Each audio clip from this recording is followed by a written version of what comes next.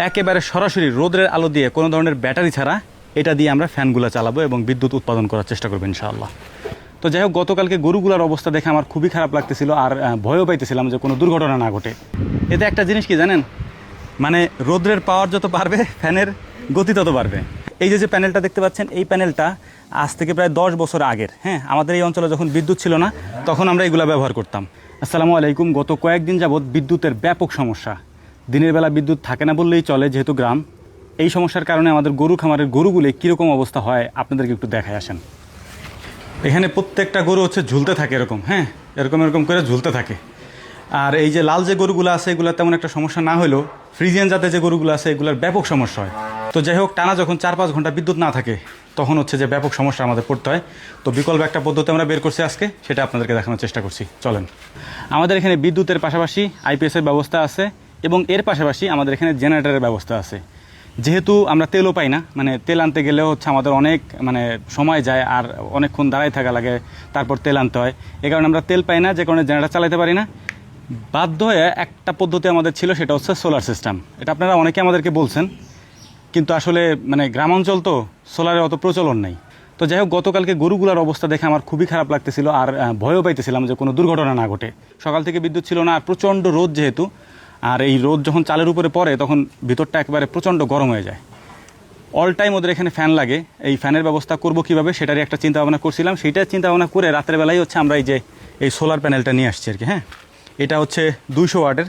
আমাদের এখানে 200 ওয়াটের বেশি বড় সোলার প্যানেল আমরা পাই নাই, যে কারণে 200 ওয়াটেরটাই আনছি। বড় পাইলে আমরা বড় আনতাম।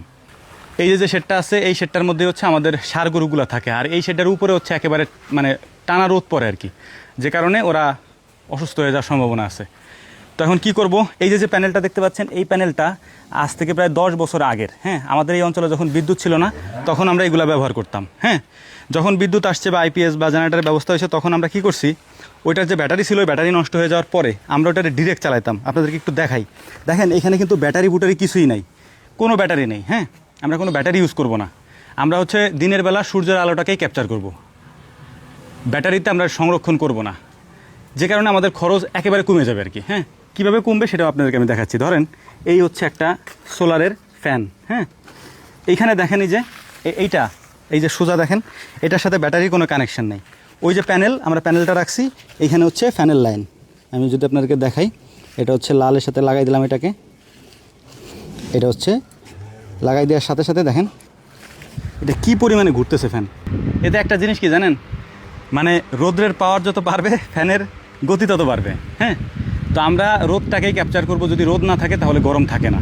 বিসমিল্লাহ। তো এটাকে খুলে ফেলছি আলহামদুলিল্লাহ। একেবারে সরাসরি রোদের আলো দিয়ে কোনো ধরনের ব্যাটারি ছাড়া এটা দিয়ে আমরা ফ্যানগুলো চালাবো এবং বিদ্যুৎ উৎপাদন করার চেষ্টা করবো ইনশাআল্লাহ। তো মোটামুটি আমি আপনাদেরকে দেখানোর জন্যে এই জিনিসটা করতেছি। বাকিটা হচ্ছে ফুল সেট আপটা আমরা একটু পরে করব, কারণ প্রচণ্ড রোদ এখানে। রোদের ভিতরে করা যাবে না, এটা ছাই নিয়ে তারপর করতে হবে। তো এই হচ্ছে আমাদের পিছনের প্যানেলের লাইন, যেটা আমরা এখান থেকে নিছি। যদিও এটাকে পূর্ণাঙ্গ সেট আপ করা হয়নি, আমরা দেখানোর জন্য মূলত এইভাবে সেট আপ করছি। এই 3টা ফ্যানই চালাবো এখন আমরা একটা প্যানেল থেকে। দেখেন এটার বাতাস কি। হ্যাঁ, আর একটা দেখাই, এটা 2 পিন দিয়ে এটা চালাই। এই হচ্ছে আর একটা, এই হচ্ছে ওয়্যার। আমি দেখানোর জন্য করতেছি, এটা ফুল সেট আপটা এখন আমরা করি নাই। আমি চাইছিলাম যে আপাতত ব্যাটারি আনবো না, ব্যাটারি না আইনে সরাসরি যে গরমটা আর কি, রোদ্রের যে তাপটা, এটাকে ক্যাপচার করব।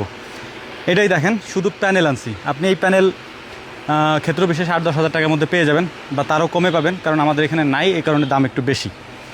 এখন আমরা এই প্যানেলগুলোকে হচ্ছে ছাদে উঠাবো, অথবা হচ্ছে যে আমাদের যে চাল, এইখানে এই চালের উপর উঠাই দেবো আর কি। হ্যাঁ, এখানে প্যানেল উঠাই দেবো সবগুলা।